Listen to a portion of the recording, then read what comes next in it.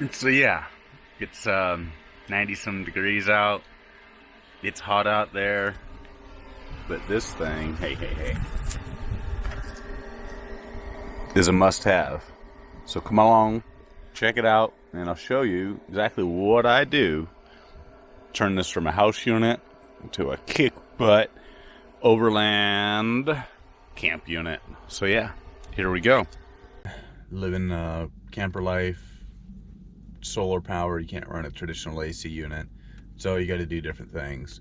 Fans work. Best thing is just having the camper wide open to get a bunch of airflow, that sort of thing. That works really good. But when it's hot, stagnant, and summer's coming, you want some sort of AC you can run off of solar. We're gonna check out this bad boy, see what we think about it. First off, you buy this thing at Wally World and Walmart, and it's 30 some bucks roughly, 28, 32, something like that. It's meant for your house, 110, like a little desk unit. It's kind of an evaporated cooler. It's got a little replaceable filter, kind of reminds me of a fish setup fan and all that. But anyways, here's the unit. Here's the water tank on top, little twist off knob, you know, so you fill it. I guess it works kind of like a cat or a dog. Oh, one-handed magic. Well, anyways, it works like a cat or a dog bowl or a sparklets bottle. Guzzles down, so it fills the top there, sucks in air from this side, blows out this side. Apparently has a 2-stage fan and a warning light when the water gets low. The magic is all down in the bottom half here. This is the water tray. This is the tank area besides the upper tank here, but this is where it pulls off the bottom. That hits there to release the water. This is the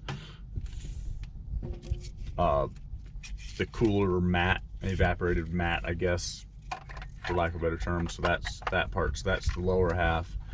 And then in here we just have computer DC fan. You guys see that back in there? It's just like a computer fan. That's all it is. Not. Let's do this. Dive, dive, dive, dive. You guys see what I'm talking about now? Yeah. So just a regular fan, and that's kind of what prompted all this. I was just gonna get a DC fan. Well, my idea was I was gonna wander around Walmart and look for a little electric squirt gun or something like that I could rob a pump out of, so I didn't have to completely 3D print like an impeller pump. That'd be a high wear item. And I was just gonna do 3D print something similar to this. I was trying to come up with a way to externally mount it on the camper, because evaporated coolers work best in when they're out in the sun, so that the moisture could actually evaporate off. Just adding moisture to the air with this little element really doesn't work that good. But this is a build video on how this is done. So like I said earlier in the video, it's a 110. It plugs in right here, house style, with this wall wart plug, and we got this thing. We need to convert this over. If you read on the bottom here, is the easiest one for you guys to see. 12 volts there, 6 watts is the draw on it. Here they're listing as 0.8 amps. I'll do math down at the bottom until you guys amp the actual amp draw on this. Wait, no, I don't have a meter. Dang it, next time I'll bring a shunt and a meter, because you know I can carry everything when I live on the road. So what we're gonna do here is I'm gonna plug this into my handy dandy, I like this thing. I'll put a link down in the description. It's just a power pack with an inverter in it, so we're just gonna put that in there and get the old voltage meter out, set it to volts. All in here. You guys see that good? All right, some volts set up. This is ground with the red one, and I'm going to assume the barrel, the outside of this is the ground, and the inside is positive. Typically, that's how it works. Meter's on. I'll switch this bad boy on. Ooh, hey, smoke hasn't come out yet. And what do we have? We have nothing. Oh, there's 12 volts. 12 volts, not reversed. So we're not, yeah, it's not reverse polarity. So the center's positive. So now that we know that, we're gonna take this off, wall it out. I'm gonna put our meter over on continuity. So touchity, tells you together. And we're gonna, you guys aren't gonna need to do all this if you're following the video. And here's the fun part, clippity. We get rid of that. Split these two wires apart. I like these little strippers. We'll strip a couple ends back. And what we're trying to do is identify what these wires are when they end up at this plug, because we don't have x-ray vision and see how that was made in there. So we are going to take our probes, double check that we're on continuity, and a nice little beep. I'm going to stuff one in the middle and kind of hold that. We'll take this, the other end of the wire here. Nope, it's not that one, it's that one. So what color is that one? Can you guys tell? You can see there in the screen. That one's no beepity. That one's beepity. That's the white line striped one, which I kind of assumed. So the white stripe is our positive, goes to our center of the barrel. That's what we need to keep in order. Now, because I've been weird, I use these little weird, they're not Anderson connectors or something else, but I have a handful of them from a bunch of junk solar panels. They work really good for these low amp load conditions.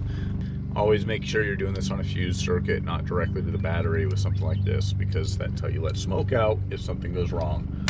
Fuses are a good way to protect yourself, so you could figure out the problem and just replace a fuse versus burning up wiring, or maybe actually starting a barbecue in your truck. That wouldn't be good. So anyways, that's this.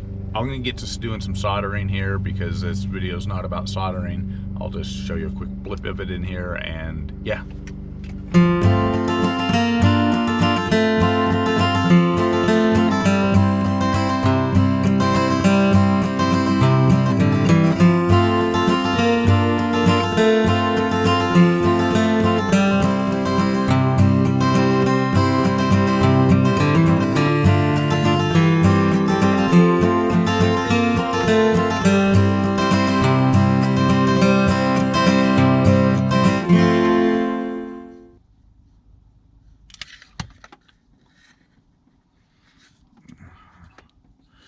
Bigger cover on the road sometimes sucks because you don't have necessarily the shrink tube you'd use otherwise, but this will certainly suffice. Electrical tape would even work. You could do this with butt connectors. You don't have to solder.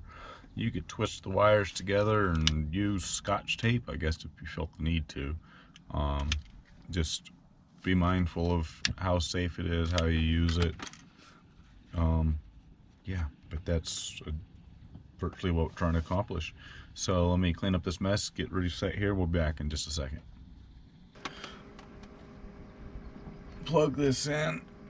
Hang on, power's up there. Yeah. Kind of have it so I could have it in every different direction here. So anyways, we got that hooked up. This is on volts.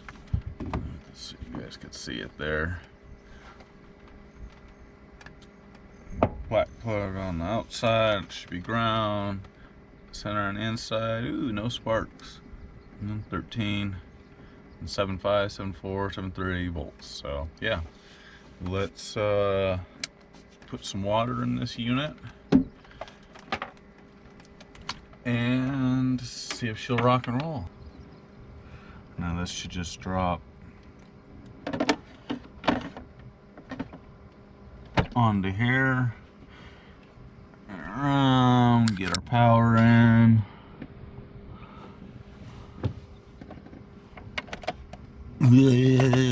Oh no, sorry. Excuse me. Alright, so we're plugged in, we're live, we push the power. Ooh, and the fan comes on. And I hear water trickling. So it came high. Okay, I see a light blue here. I don't know if you guys could see that. And a blue there. We'll click that there. There's high. Alright, so I guess it drops down to low right off. Back to low, high. And then that center one's a water warning level. And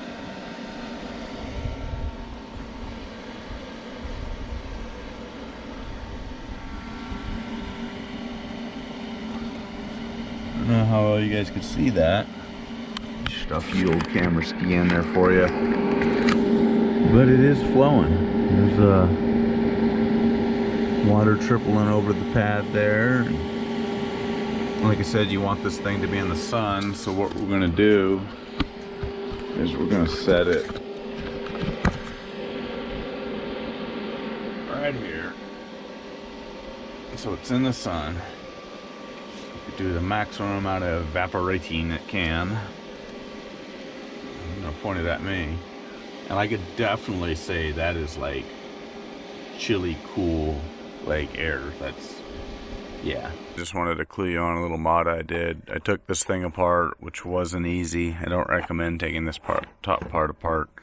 It doesn't really like to come apart. But I cut this thing out of there to try to free up some airflow. Because it blows pretty good, but you know, it all helps. So this, and then depending, I might take a louver or two out of here just because I can't leave well enough alone. What I also did here is I took the lower pan because I noticed every time I filled it with water, the main area of the tank is just this portion, and these parts here, and here aren't included in the main tank, which is, I guess, fine. In normal usage, well, you normally don't like to waste water, but in general, it's not really the ideal setup. So unless you're going to use like these corners to anchor it, which was a thought of mine, to like anchor it down or attach it. But then again, this unit really wouldn't live well to being attached down. It'd destroy itself pretty quick just from bouncing around on its own base. But anyways, so being that I'm not doing this, I want this whole area to be a tank, because when I fill this, I end up splashing water out here and it becomes a waste. I don't like to waste water when I'm out here. Every little drop's precious. So I went and, I don't know how well you guys could see here, but I cut these little holes down in the back. Well, I didn't cut them, I just melted them through with the tip of my Leatherman. Just a few spots here that I did, and I just melted them through. Then I'll take my dikes and get in here and clean this stuff up. But yeah, anyways, so this is the little mainstay cooler link. I'll try to find you guys a link for it. But yeah, I got this one at Wally World. I'm sure there's other locations you could get it, but that's how you convert it over to 12 volts so you could run it in your camper and hopefully stay cool this summer. So anyways, rock on, folks.